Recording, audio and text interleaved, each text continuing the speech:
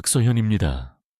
저는 수십 년 동안 노년의 혈관과 뇌를 연구해온 의사입니다. 오늘 저는 한 가지 불편한 진실로 시작하려 합니다.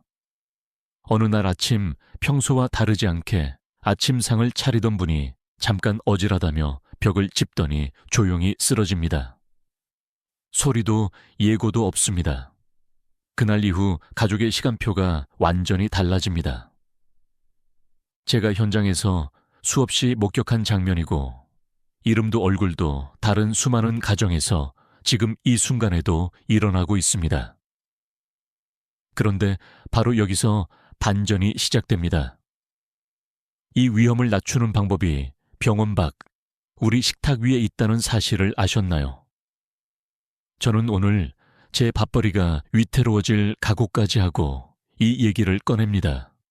왜냐하면 약봉투보다 먼저 바뀌어야 할 것이 따로 있기 때문입니다. 끝까지 들으시면 돈 한 푼 들이지 않고도 내 혈관이 지금 안전한지 혹은 위험에 가까워지는지를 스스로 점검할 수 있는 가장 확실한 방법까지 직접 가져가실 수 있습니다. 그리고 무엇보다도 매 끼니에 작은 수정을 더해 다음 달의 나를 다르게 만드는 실전 식단을 손에 쥐고 가실 겁니다. 제가 보는 출혈성 뇌졸중은 흔히 뇌 속 작은 길이 갑자기 무너지는 사건입니다. 통계는 냉정합니다. 발병 초기에 사망하는 비율이 대략 3사람 중 1사람에서 4사람 중 1사람 사이로 보고됩니다. 이 수치가 오랫동안 크게 떨어지지 않았다는 점이 더 뼈 아프죠. 그래서 저는 병원 밖 식탁에서부터 전선을 펼칩니다. 내 혈관의 표정을 바꾸는 건 생각보다 단순하지만 반드시 꾸준함을 요구합니다. 여기서 질문 하나 남깁니다. 오늘 저녁 그 한 접시가 당신의 혈관을 긴장시킬지 미소 짓게 할지 스스로 답하실 수 있나요? 아직 모르시겠다면 이제부터 5가지 핵심을 제 방식으로 정리해 드리겠습니다.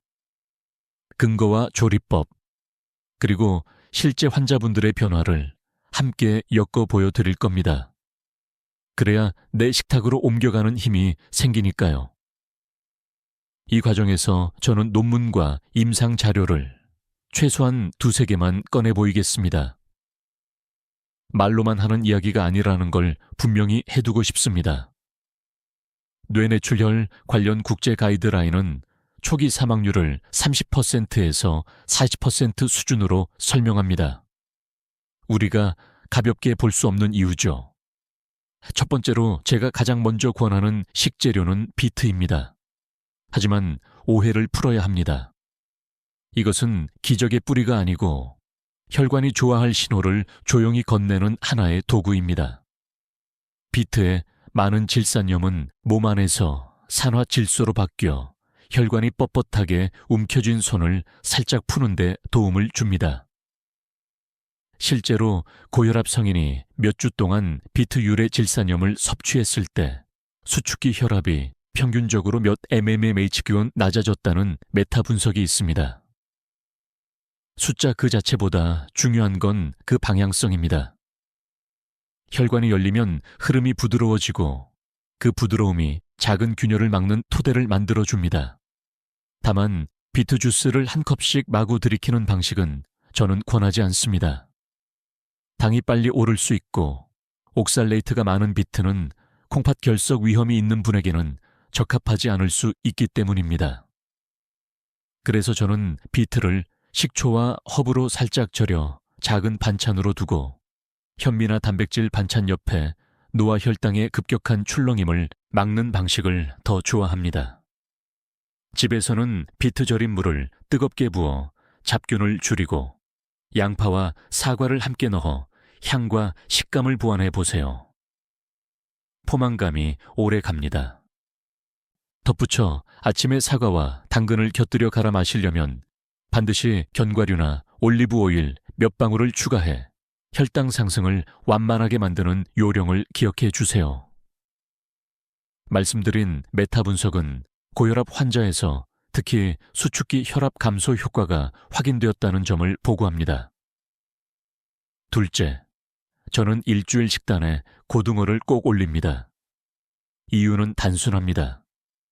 등푸른 생선의 오메가3 지방산은 혈액 속 중성지방을 낮추고 혈관 안쪽 벽에서 진행되는 미세한 염증의 불씨를 꺼뜨리는 데 도움이 됩니다. 이런 작은 변화들이 쌓이면 뇌와 심장을 지나가는 흐름이 훨씬 안정감 있게 유지됩니다. 관찰 연구들을 모아본 결과 생선을 더 자주 먹는 사람들이 뇌졸중, 특히 허혈성 뇌졸중 위험이 낮았다는 보고가 규모 있게 반복됩니다. 저는 보충제보다 식품을 먼저 권합니다. 이유는 명확합니다. 생선에는 단백질과 비타민 D, 셀레늄 같은 보조 영양이 함께 들어있어 한 접시로 균형을 챙기기 쉽기 때문입니다. 다만 포장 단계에서 이미 짠맛이 깊이 밴 자바고등어나 강한 염장의 제품은 혈압 관리에 독입니다. 집에서는 신선한 고등어를 구해 소금은 최소화하고 레몬즙, 구운 마늘, 푸쉬업을 곁들여 기름의 느끼함을 잡아보세요. 혹시 염장 제품을 사용할 수밖에 없다면 우유에 잠깐 담갔다가 조리하면 짠맛과 비린내를 줄일 수 있습니다. 이 대목에서 한 가지 오해도 정리합니다. 일부 대규모 관찰 자료에서는 심혈관 병력이 없는 사람에서 어설픈 보충제 사용이 오히려 부정맥 같은 문제를 높일 수 있다는 신호도 있었습니다. 그러니 알약 대신 접시에서 조리법을 바르게 선택해 오메가3를 드세요. 근거의 핵심은 생선 섭취 그 자체가 꾸준한 사람에게서 더 안전한 방향으로 나타난다는 점입니다. 셋째, 시금치는 생각보다 영리한 채소입니다. 겉보기엔 평범하지만 칼륨과 마그네슘 그리고 엽산이 풍부하고 비트처럼 질산염이 들어있어 혈압이 들쭉거리는 분들에게 도움이 될 수 있습니다. 저는 환자분들에게 나물을 짜게 무치지 말고 두부와 함께 무쳐 단백질을 보강하라고 늘 강조합니다. 치아가 약한 분은 양파와 감자를 부드럽게 볶아 끓인 뒤 마지막에 시금치를 넣고 믹서로 갈아 따뜻한 수프로 드세요. 다만 항근고제를 쓰시는 분은 비타민 K 섭취량이 갑자기 크게 늘거나 줄지 않도록 일정한 패턴을 유지하는 것이 중요합니다. 또한 결석 병력이 있다면 살짝 데쳐 물에 한번 헹군 뒤 드시면 좋습니다. 여기서 질문 하나를 던져봅니다. 이번 주 장보기 목록에 시금치 한 다발, 두부 한 모, 레몬 하나를 넣을 수 있을까요? 그 작은 선택 하나가 다음 주의 혈압 그래프를 조금 더 평평하게 만들어줄 수 있습니다. 그러면 분명히 기분도 달라집니다. 넷째, 마늘은 향으로만 대접받기엔 아까운 식재료입니다. 알리신이라는 성분은 혈관의 긴장을 이완시키고 혈압을 낮추는 데 기여할 수 있습니다. 실제 무작위 대조 시험들을 모아 분석하면 수축기 혈압과 이왕이 혈압이 의미 있게 낮아지는 경향이 확인됩니다. 저는 생마늘을 무리하게 많이 드시기보다 속이 예민한 분은 구워서 혹은 올리브 오일의 저온으로 천천히 익혀 드시라고 권합니다. 마늘을 구워 꿀과 함께 살짝 재운 뒤 샐러드 소스에 풀어 쓰거나 새우와 올리브 오일에 은근히 볶아 풍미를 살린 뒤 남은 오일로 채소 볶음을 하면 한 끼 식탁이 훨씬 건강해집니다. 마늘은 충동적으로 많이 먹는다고 내일 혈압이 바로 떨어지는 식의 물건이 아닙니다. 대신 적절한 양을 자주, 다양한 방식으로 쓰면 꾸준한 변화가 생깁니다. 근거는 이미 축적되어 있습니다. 다섯째, 블루베리는 작아서 잊히기 쉬운 열매지만 혈관 안쪽의 민감한 내피 기능을 개선하는 데 도움이 된다는 연구들이 잇따릅니다. 하루 한 컵 내외를 몇 주간 먹게 했을 때 팔해동맥이 자극에 얼마나 잘 넓어지는지 보는 지표가 좋아졌다는 보고가 대표적입니다. 내피 기능의 개선은 혈압 숫자 변화만큼 드라마틱해 보이지는 않지만 오래 보았을 때 혈관 건강에 의미 있는 마킹 포인트가 됩니다.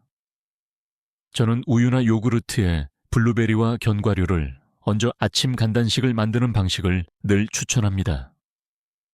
냉동 블루베리를 사용하면 보관이 쉽고 영양 손실도 크지 않습니다. 당 조절이 필요한 분은 한 번에 반 컵부터 시작해 보세요. 내 몸의 반응을 살피면서 양을 천천히 조절하는 태도가 중요합니다. 이제 식탁에서의 전술을 실제로 어떻게 배치하는지 하루 루틴으로 묶어보겠습니다. 아침에는 따뜻하게 불린 귀리죽 위에 블루베리를 한 줌 올리고 아몬드나 호두를 조금 뿌려 지방의 질을 보완합니다. 여기에 살짝 데친 브로콜리와 반으로 자른 삶은 달걀을 올리고 레몬즙, 올리브 오일, 다진 구운 마늘, 약간의 소금으로 만든 드레싱을 끼얹어 간단히 버무립니다. 이렇게 먹으면 오전 내내 혈당이 크게 요동치지 않으면서 포만감이 유지됩니다. 점심은 고등어 구이 또는 무와 함께 조림 반찬에 현미밥을 곁들이고 시금치 된장국을 담백하게 맞춥니다. 여기서 비트 절임을 작은 접시에 덜어 상큼함을 추가하면 염분 섭취를 줄이면서도 식사가 지루하지 않습니다. 저녁에는 올리브 오일을 낮은 불에서 대워편으로 썬 마늘을 천천히 노릇하게 익히고 손질한 새우를 넣어 향을 입힌 뒤 건져둡니다. 남은 오일에 미나리나 부추를 넣고 짧게 볶아 고슬한 밥과 비벼 한 그릇으로 마무리합니다. 단백질, 좋은 지방, 섬유소, 항산화 성분이 균형을 이루는 구성이 됩니다. 이쯤에서 두 분의 사례를 보여드리겠습니다. 첫 번째는 부산 남구에 사는 정미선님, 68입니다. 젊을 땐 시장에서 생선을 팔았지만 지금은 손목 통증으로 일을 멈추고 손주를 돌보고 있습니다. 처음 진료실에 오셨을 때 상환에서 잰 수축기 혈압이 164, 이왕이 94로 기록되었고 밤에 뒤척이는 날이 많다고 하셨죠. 저는 약을 시작하면서 동시에 식탁을 정리하는 계획을 드렸습니다. 주 2회 고등어 또는 꽁치, 몇 끼니 채소 2접시, 비트 절임은 작은 곁들임으로만, 그리고 하루 걸러 블루베리 반 컵. 무엇보다 중요한 과제는 매주 수요일과 토요일 오전 보건소 자동혈압계에서 같은 시간대 측정해 노트에 기록하는 습관이었습니다. 한 달 뒤 수요일 아침 혈압이 152에서 146으로 또 한 달 뒤엔 138로 내려왔습니다. 그 사이 체중은 1.8kg 줄었고 밤에 깨는 횟수도 반으로 줄었습니다. 정미선 님이 하신 말이 아직도 기억납니다. 선생님, 시장에서 고등어를 팔던 제가 이젠 고등어에게 도움을 받네요. 그 말에 저도 웃었습니다. 두 번째는 대전에 사는 한상국님, 72. 시내버스 기사로 30년 넘게 운전대를 잡다 은퇴하신 분입니다. 처음 뵈었을 때 새벽에 자주 머리가 무겁고 눈앞이 잠깐 어두워지는 일이 종종 있다고 하셨습니다. 혈압은 큰 변동폭을 보였고 어느 날은 아침 7시에 176까지 치솟는 기록이 남아 있었습니다. 저는 무엇보다 변동폭을 줄이는 게 급선무라 보고 아침 식사 시간을 규칙적으로 정하고 아침엔 귀리와 블루베리 조합으로 가볍되 단백질과 지방을 함께 넣어 혈당을 안정시키게 했습니다. 점심에는 염분을 줄인 국과 생선 반찬 중심, 저녁은 마늘을 활용한 올리브 오일 조리로 구성했습니다. 동시에 2주 동안은 약물 조정을 하며 가정용 자동혈압계로 아침 기상 30분 이내와 저녁 취침 전 2차례씩 기록을 부탁드렸습니다. 2달이 지나자 아침 최고점 170밀육은 154로 변동폭도 확연히 작아졌습니다. 한상국님은 오래 버릇처럼 먹던 라면을 끊고 주말엔 손주와 함께 시장에서 신선한 생선을 고르는 재미를 얻었다고 하셨습니다. 가장 중요한 변화는 불안이 줄었다는 점이었습니다. 숫자만 변한 게 아니라 그 숫자를 스스로 다루는 힘이 생긴 겁니다. 여기까지 들으셨다면 이런 질문이 떠오르실 겁니다. 정말 식탁만으로 약을 다 내려놓을 수 있나? 저는 이렇게 답합니다. 약을 끊자는 약속은 의사도 환자도 해서는 안 됩니다. 다만 많은 분들이 식탁을 정리하고 생활의 리듬을 제자리에 돌려놓았을 때 필요한 약의 양이 줄어드는 경험을 합니다. 그 과정은 기록을 통해 확인해야 하고 반드시 의료진과 상의하면서 조정해야 합니다. 기억할 것은 방향입니다. 한 숟가락의 염분을 줄이고 한 접시의 채소를 늘리고 일주일에 2번의 생선을 일상에 넣는 것. 그리고 블루베리 반 컵과 마늘 한쪽을 현명하게 요리하는 것. 이런 자잘한 결정들이 모여 당신의 혈관을 다음 계절에 더 부드럽게 만들어 줄 겁니다. 여기에는 과장이 없습니다. 비트의 질산염이 수축기 혈압을 소폭 낮춘다는 근거, 생선 섭취가 뇌졸중 위험과 여기에 상관을 보인다는 근거, 블루베리가 내피 기능을 개선한다는 근거는 학계에 공개되어 검증을 거쳐왔습니다. 우리가 해야 할 일은 그것을 내 식탁 위에 실제로 번역하는 것입니다. 이제 마지막으로 오늘 당장 실천할 수 있는 가장 강력한 무기를 드립니다. 혈압 기록입니다. 일주일에 한 번 집 근처 보건소나 약국의 자동혈압계에 들러 같은 시간대 측정해 작은 노트에 날짜와 시간, 윗수와 아랫수, 그날의 컨디션과 주요 식사 내용을 적으세요. 고혈압 진단을 받았거나 가족력이 있거나 내 몸에 신뢰 불안이 있다면 아침 기상 후와 저녁 취침 전에 하루 2번 집에서 재고 기록해 보세요. 중요한 것은 한 번의 숫자가 아니라 흐름입니다. 지난주보다 안정적으로 내려가고 있는지, 특정 음식을 먹은 다음 날 유난히 숫자가 요동치는지, 새벽에만 높아지는 경향은 없는지, 내 식탁이 혈관에게 어떤 메시지를 보내는지 읽어낼 수 있어야 합니다. 만약 수축기 혈압이 180을 넘거나 이왕이 혈압이 110을 넘는 수치가 나온다면 지체 없이 응급실로 가십시오. 평소보다 20이나 30 정도 갑자기 뛰어오르면 이유를 확인해야 하고 아침에만 유독 높거나 하루 사이에 폭이 너무 커도 전문의 진료를 권합니다. 이 기록 노트는 의사에게도 큰 도움이 됩니다. 당신의 몸이 어떤 리듬으로 살아가는지 한눈에 보여주기 때문입니다. 이제 다시 처음의 장면으로 돌아가 봅시다. 소리 없이 쓰러지는 그 순간을 막는 일. 그것은 거대한 처방전이 아니라 오늘의 밥상에서 시작됩니다. 비트를 현명하게 곁들이고 고등어를 제때 굽고 시금치와 두부를 담백하게 무치고 마늘을 올바르게 익히고 블루베리를 조용히 올리는 것. 그리고 작은 노트를 열어 내 몸의 파동을 읽어내는 일. 저는 매일 진료실에서 이런 작은 실천들이 모여 큰 사건을 비켜가게 만드는 것을 봅니다. 여기서 잠깐 근거를 다시 정리합니다. 뇌내출혈은 초기 사망률이 30%에서 40%로 보고되며 우리는 이 냉혹한 수치를 바꾸기 위해 병원 밖의 전략을 동원해야 합니다. 비트 유래 질산염은 고혈압 환자에서 수축기 혈압을 낮춘다는 체계적 검토가 있습니다. 생선 섭취는 여러 전향적 코호트에서 뇌졸중 위험과 역의 관계를 보입니다. 블루베리는 내피 기능 지표를 개선했다는 무작위 연구가 있습니다. 이 네 줄의 문장이 오늘 식탁을 바꾸는 충분한 동기이길 바랍니다. 이제 영상의 끝으로 갈수록 더 중요한 당부를 드립니다. 의료적 유의사항입니다. 첫째, 기존의 심혈관 질환이나 당뇨병, 만성신장병, 혈액응고 이상이 있는 분들은 식단의 큰 변화를 시작하기 전 반드시 주치의와 상의하십시오. 둘째, 항근고제나 항혈소판제.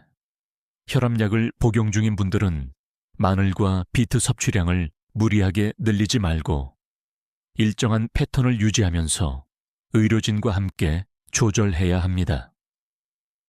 셋째, 새로운 증상, 특히 갑작스러운 심한 두통이나 시야 흐림, 팔다리 힘 빠짐이 나타나면 자가 조치 없이 즉시 응급진료를 받으십시오. 넷째, 보충제는 식사를 대신할 수 없습니다. 음식에서 시작하고 숫자로 확인하고 의사와 상의하여 조정하는 것이 안전한 길입니다. 이제 당신의 차례입니다. 오늘 저녁 장보기 목록을 적어보세요. 시금치 한 다발, 고등어 2마리, 블루베리 작은 한 봉지, 작은 비트 2개, 그리고 마늘 1통. 내일 아침 귀리죽을 끓이고 그 위에 블루베리를 올리며 새로운 일주일을 시작해 보세요. 다음 주 수요일 오전 가까운 보건소 자동혈압기 앞에서 노트를 펼치며 오늘의 결과를 적어보세요.